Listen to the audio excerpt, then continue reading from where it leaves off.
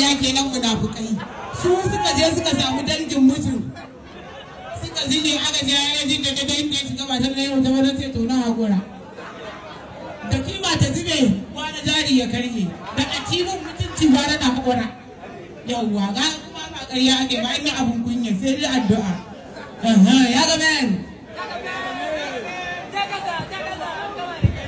To kai sai bin dan motar ne mata ba ranar haduwa sai in mun sake haduwa da sallah kila.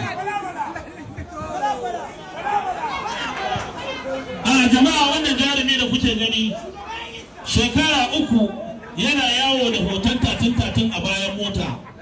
Har yau bai haɗu da tatin ba, bai haɗu da 16 ba, bai haɗu da 17 ba. Amma ga yanzu wanda ba Allah bari ya zo a yayi tambayarsa a wannan wajen mu bashi kakacin magana.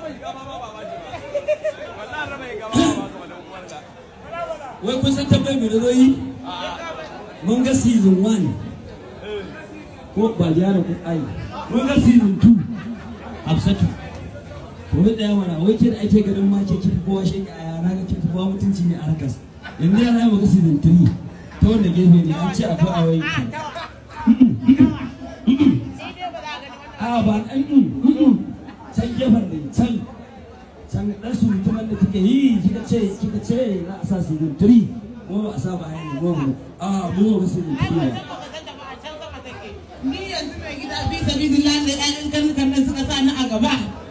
Idan aka je season 3 din nan ya buga gani na da lugatar da kuwa. Sai da sa ne ke aka sa a gaba ke ake zargi da rashin mutunci. Sai kuma kin sa ni banda abun ka taya za ka ganna a wannan yanayi ni da kullun jibita ka gane ai. Kare kenan a to dare muna da musu zikiri a gefen ki.